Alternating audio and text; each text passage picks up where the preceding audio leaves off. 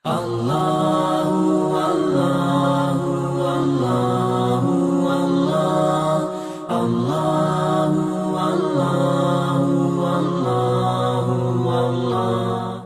Teman saya ada yang yakin bahwa dia playboy syariah. Bagaimana cara saya memberitahukannya untuk tidak menjadi playboy?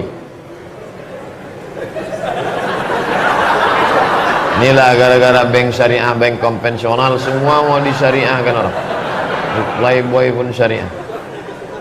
Mungkin yang dia maksudkan itu laki-laki yang menjaga kehormatannya, ikut remaja masjid, soleh, ganteng, tapi dia tak melanggar hukum syar'i. Kalau itu baik. Tapi kalau dibawanya anak gadis orang pakai jilbab, nah, itu tidak membuat yang syar'i menjadi syar'i hanya karena dengan jilbab, justru merusak. Anak-anak gadis yang jalan pacaran pakai jilbab itu merusak jilbab.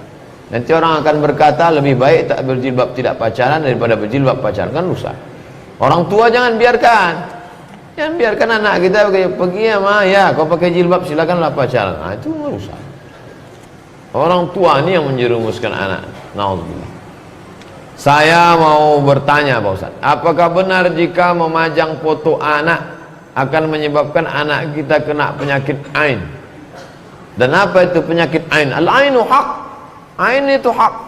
Jadi kemarin waktu di Bangka Belitung jumpa di ruang tunggu dengan Ustadz Yusuf Mansur. Jadi sahabat-sahabat muji, ini sedang viral loh sekarang Pak Ustadz. Jangan cuma itu, sebut Alhamdulillah. Jadi jangan disebut Alhamdulillah itu, maka ain itu bisa hilang. Orang berdagang megah mewah, lalu dia katakan, wah hebat sekarang. Itu bisa ain, bisa hilang dia. Ain berasal dari kata mata, karena awalnya mata melihat, lalu muncullah hasad dan lain sebagainya. Maka ucapkan Alhamdulillah, pujian kepada Allah, salah satu cara menghilangkan, mendekatkan diri kepada Allah Subhanahu wa ta'ala. Cantik anaknya, lucu ya, Alhamdulillah. Alhamdulillah. Istrinya solehah ya, Alhamdulillah. Istri siapa tuh? Istri kawan saya. Istri kawan.